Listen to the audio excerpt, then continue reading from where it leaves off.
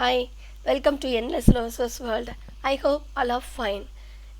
In my channel, we'll studied about NCLEX chapters. In previous videos, we'll study about what are the basic information related to water, electrolytes, and what is meant by osmotic pressure and what is meant by hydrostatic pressure. So these are all the basic things we should know. In this video, we'll study about fluid volume deficit.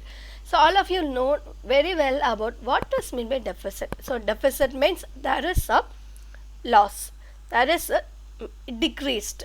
So likewise, in our body fluid also decreased. It means the dehydration.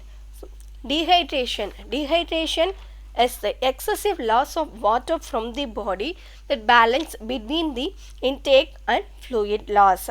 The severity of dehydration ranges from mild to severe. If it is the fluid deficit is more than 15% of the body fluid, it will cause fatal outcome to our human bodies. So dehydration is the very serious deficits to treat the symptoms as early as possible for better recovery. So what is the main goal? We have to restore our fluid volume and we have to replace it the losses, and we have to eliminate the cause of the fluid volume deficit. Then fluid volume deficit, there are the three types of fluid volume deficit. First one is isotonic dehydration, hypertonic dehydration and hypotonic dehydration. First we'll study about isotonic dehydration. Isotonic means equal loss. Water and electrolytes both are lost in equal proportions. It is also called as hypovolemia. So it is a common type of dehydration. It may be dehydration occurs due to diarrhea or excessive sweating. This isotonic dehydration causes decreased blood circulating volume. It will lead to the decreased tissue perfusion. The next one is hypertonic dehydration. Hyper means water losses exceeds than the electrolytes. It may be alteration in the concentration of plasma electrolytes.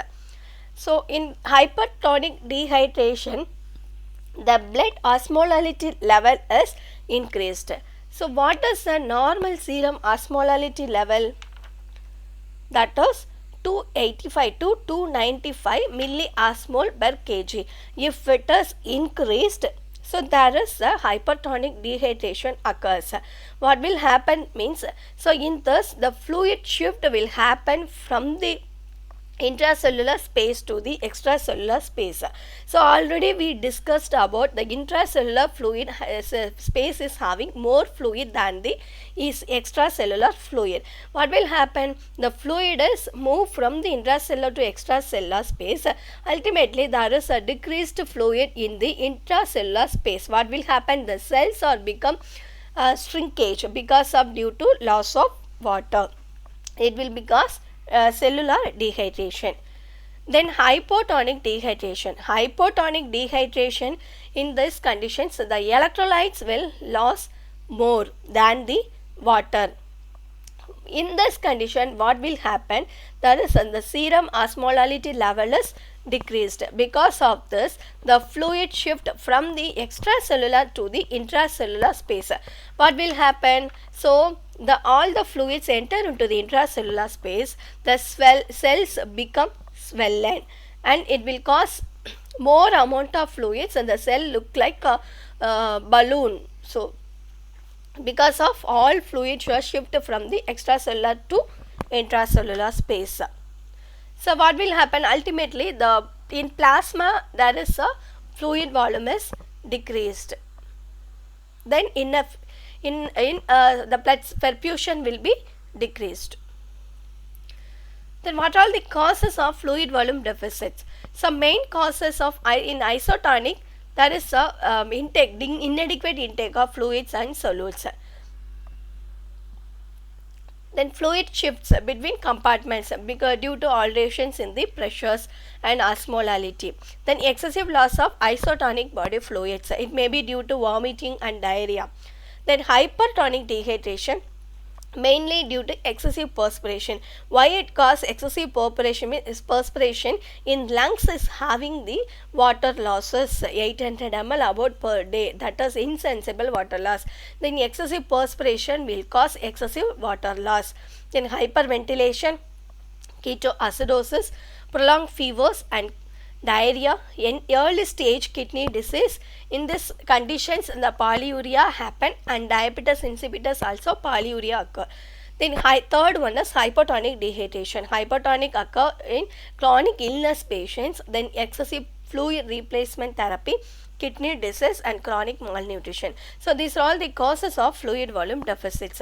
Now we'll study about what all the symptoms occurs, what all the clinical manifestations we have find out for the patients with dehydration. In that system wise, first cardiovascular system we have to notify that thready increased pulse rate and decreased blood pressure and orthostatic hypertension, that is postural hypotension, flat neck and hand veins in dependent positions, diminished peripheral pulses, decreased central venous pressure and dysrhythmias occur. In respiratory, increased rate and depth of respirations are increased, then dyspnea happen, difficulty in breathing. Then neuromuscular, decreased central nervous system activity from lethargy to coma, fever depending on the amount of fluid loss, then skeletal muscle weakness.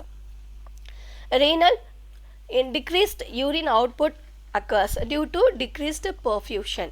Then integumentary system, dry skin, poor turgor, tenting, dry mouth. In gastrointestinal system, decreased motility and diminished bowel salts, then constipations occur. Thirst and decreased body weight.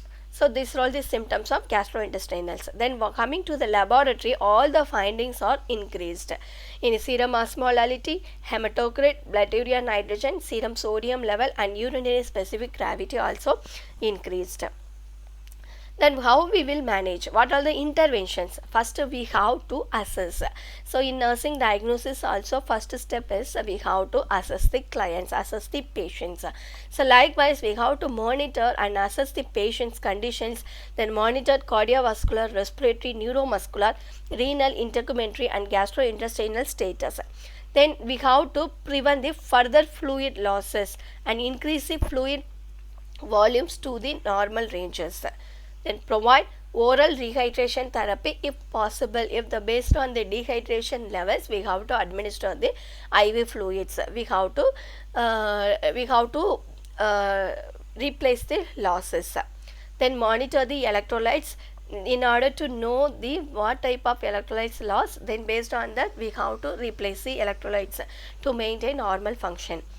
In general, in case of isotonic dehydration, we have to treat it with isotonic fluid solutions. In hypertonic dehydration, we have to treat with hypotonic solutions. And in case of hypotonic, we have to treat the patients with hypertonic fluid solutions. These are the general basic informations. Then we have to administer the medications. What are the medications? In case of diarrhea, we have to administer the antidiarrheals. In case of fever, we have to administer the antipyretics. For vomiting, antiemetic, and infections, antimicrobial. We have to prescribe the medications and based on the cause of the dehydration. So this are all about the fluid volume deficit. If you like this channel, you can subscribe to me and ring the bell button and give comments. Thank you.